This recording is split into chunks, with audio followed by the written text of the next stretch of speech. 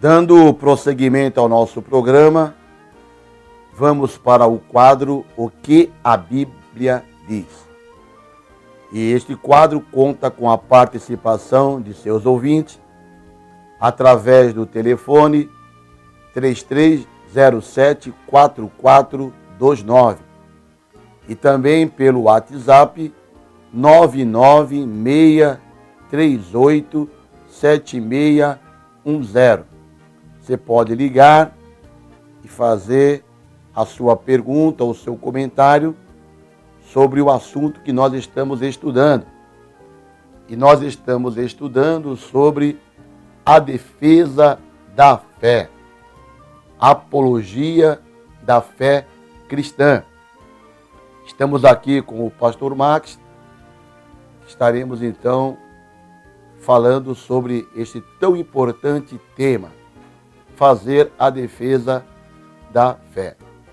Pastor Max, nós sabemos que o método mais eficiente para se identificar uma seita, como foi falado ontem aqui, é conhecer os 4 caminhos seguidos por elas. Ou seja, adição, subtração, multiplicação e divisão. Seitas ou movimentos religiosos que adicionam, subtraem, multiplicam ou dividem o ensino da palavra de Deus. E nós ontem, pastor, juntamente com o nosso pastor Natanael Rinaldi, nosso pastor presidente, falaram sobre seitas que adicionam algo à Bíblia. O pastor falou sobre a seita adventismo do 7º dia, foi falado sobre as testemunhas de Jeová, e eu pergunto, o senhor poderia citar uma outra seita que adiciona algo à Bíblia? Amém, glória a Deus, pastor Nilo. Não só uma, como várias. Eu gostaria de estar abordando nesta manhã uma das seitas chamada Os Meninos de Deus. É uma seita que é muito comum em São Paulo. Aqui em Santos nós não temos assim uma projeção muito grande dessa seita, mas em São Paulo nós temos muito. Mas antes de entrarmos exatamente nessa seita, eu gostaria apenas de citar um texto do livro de Mormons número 2, do capítulo que eles chamam de Nefe,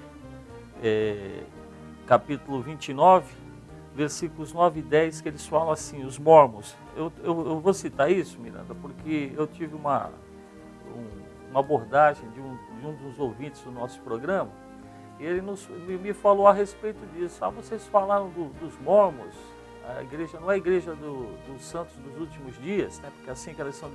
Olha, mas eles têm uma mensagem tão linda, eu já os recebi, os elders, na minha casa. Então eu vou só repetir esse texto, se esse amado ouvinte estiver nos ouvindo, os irmãos entenderam o porquê que nós consideramos os mormons como uma seita, porque nega Jesus, então, ele nega a Bíblia Sagrada. Então fala assim, livro de Mormons, livro de Mormons número 2, o nome do livro é Nefe, capítulo 29, versículo 9 e 10. Fala assim, tu tolo, ou seja, está nos chamando de tolo, dirás, uma Bíblia e não necessitamos mais de Bíblia. Portanto, por que tendes uma Bíblia? Não deveis supor que ela contém todas as minhas palavras, nem deveis supor que eu não fiz com que se escreva mais. Então, a própria afirmativa de Joseph Smith, nesse sentido, que nós não devemos crer na Bíblia. Então, é o suficiente. Nós teríamos vários outros argumentos aqui para argumentar com relação a isso, mas é o suficiente para nós argumentarmos com relação aos mormons, ou a igreja dos santos dos últimos dias, alguma coisa nesse sentido.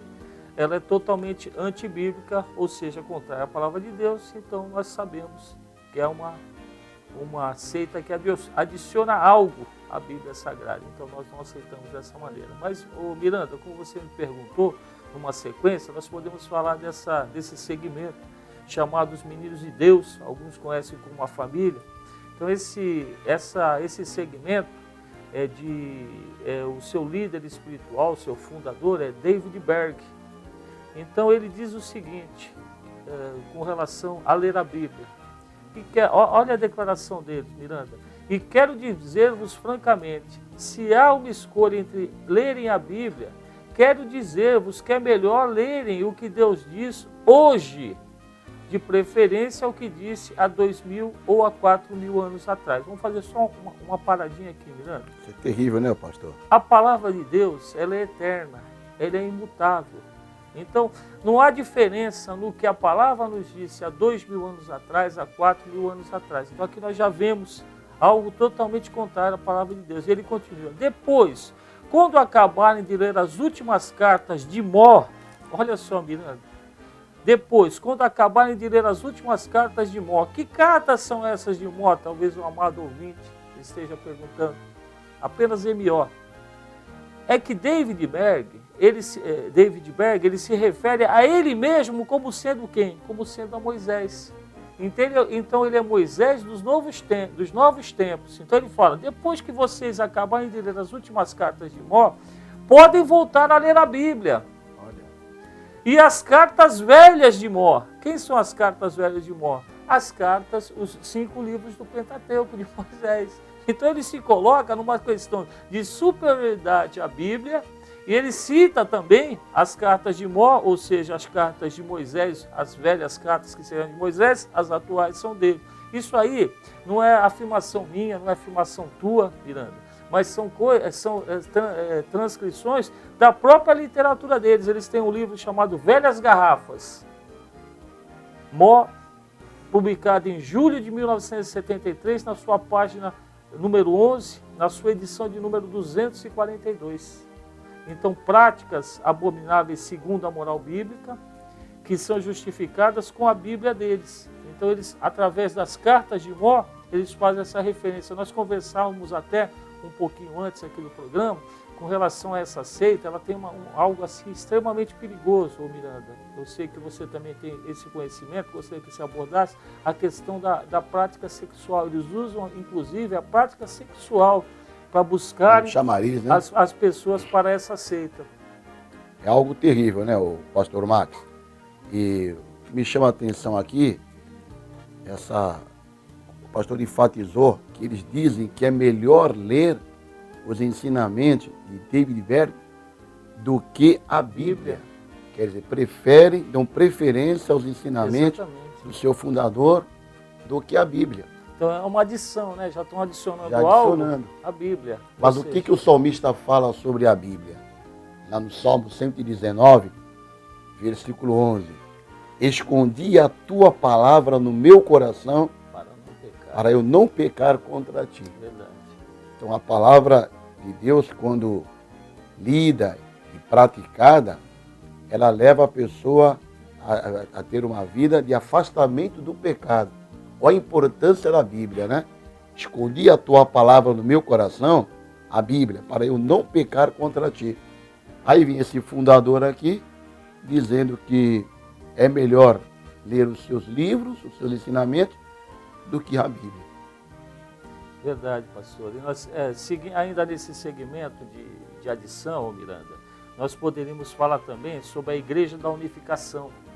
Pouca gente conhece por esse nome, mas quando nós falamos do Reverendo Moore, todos já se recordam. Mas a Igreja da Unificação é justamente a referência, a igreja pastoreada, ou tendo como seu mentor espiritual o Reverendo Moore. E ele julga ser o seu princípio divino de inspiração mais elevado que a Bíblia. Esse daqui, ele se coloca assim, numa sequência. Os irmãos, os amados ouvintes estão percebendo que numa sequência que nós estamos falando aqui, todos esses fundadores, eles se colocam acima da palavra de Deus. É incrível, acima da palavra de Deus. Olha só o que ele fala. Essa transcrição aqui que eu vou passar para os ouvintes, ela está no livro O Princípio Divino, introdução na página 7, do Reverendo Moore, da Igreja da Unificação. Ele fala assim: a Bíblia não é a própria verdade, senão um livro de texto que ensina a verdade. Miranda, isso é algo assim totalmente fora. Conhecereis a verdade vos libertará. É o que Jesus assim nos falou. Que verdade é essa palavra do Senhor? Então ele fala, a Bíblia não é a própria verdade. Dizer que a Bíblia não é a própria É um verdade. absurdo. Aí ele faz uma definição, se não o livro que ensina a verdade. Um livro que ensina a verdade, está parecendo um livro de receita, como se fosse um livro de receitas. Aí ele continua, portanto, não devemos considerar o livro de texto como absoluto em todos os seus detalhes. Então ele fala, a Bíblia não é a própria verdade, senão o livro de texto que ensina a verdade. Aí ele continua, portanto, não deveremos considerar ao livro de texto como absoluto em todos os seus detalhes. Então é algo totalmente fora. Ô pastor, além de eles menosprezarem o estudo da Bíblia, né? Negarem que a Bíblia é a própria verdade, o que eles dizem sobre o Messias, o Senhor Jesus? Eles consideram Jesus como o Messias? Não, ou eles seguem um outro Senhor? Rejeitam totalmente. Na realidade, o Messias, o revelador, o enviado para eles é o próprio reverendo mundo. Eles seguem piamente a palavra desse sectário. Estão totalmente fora. Então é uma adição absurda. Ainda nessa sequência, Miranda, aproveitar, ver se nós conseguimos encerrar essa questão da adição. Nós falamos já dos meninos de Deus, nós falamos da Igreja da Unificação, algo totalmente contrário, os kardecistas. Os kardecistas, eles têm uma influência muito grande aqui no país, no Brasil. Inclusive, nós afirmamos até que a maioria dos católicos aqui no Brasil, eles têm católico apostólico espírita. Eles creem na reencarnação. Então, entram nessa questão do kardecismo por causa do Evangelho segundo o Espiritismo, que eles acham que é a Bíblia. Os kardecistas, eles não têm a Bíblia como base, mas a doutrina dos espíritos codificada por quem? Por Allan Kardec, que é o seu codinome, o francês Leon Hippolyte, que se autodenominou Allan Kardec. Então eles usam outro evangelho conhecido como o Evangelho segundo o Espiritismo. Então eles dizem o seguinte, olha o que fala o Evangelho segundo o Espiritismo. Nem a Bíblia prova coisa alguma, nem temos a Bíblia como probante. Então como é que pode uma pessoa que é católica, que vai na Igreja Católica, até onde nós conhecemos, e conhecemos bem, a Igreja Católica usa a Bíblia Sagrada. Logicamente que usa o livro da tradição também, adiciona. Nós podemos colocar nessa parte. Mas vamos lá, nem a Bíblia prova coisa nenhuma, nem temos a Bíblia como provante. O Espiritismo não é um ramo do cristianismo, como as demais seitas chamadas cristãs. Então chama o catolicismo de seita cristã. Continuando. Não assenta os seus princípios nas Escrituras. Não rodopia junto à Bíblia, mas a nossa base é o ensino dos Espíritos, daí o nome, o Espiritismo. Isso está transcrito no livro A Margem do Cristianismo, página 214. Então, isso aqui é uma declaração espírita, exatamente, né? Dizendo que o espiritismo não é um ramo do cristianismo, como as demais seitas chamadas cristãs. Então, aí você pergunta a um católico, você é católico? Mas, eu sou católico, mas eu sigo também, eu gosto muito da doutrina kardecista, nesse sentido. Aí você fala assim para ele, poxa, mas o kardecista, ele fala que o espiritismo não é o ramo do cristianismo, ele fala que aquilo que você segue, possivelmente possa ser a Igreja Católica ou qualquer outro segmento autodenominado cristão, eles denominam como seita. Então é algo que, a questão também das parábolas, Miranda, você pode me falar um pouquinho sobre isso? Então, os espíritas kardecistas, eles procuram interpretar as parábolas e os ensinos de Jesus Cristo segundo uma perspectiva espírita, e sempre levando para a reencarnação. Então, sabemos que a palavra de Deus é bem clara quanto às atividades espíritas e suas origens, sobre a reencarnação, porque a Bíblia nega essa comunicação de mortos. De mortos.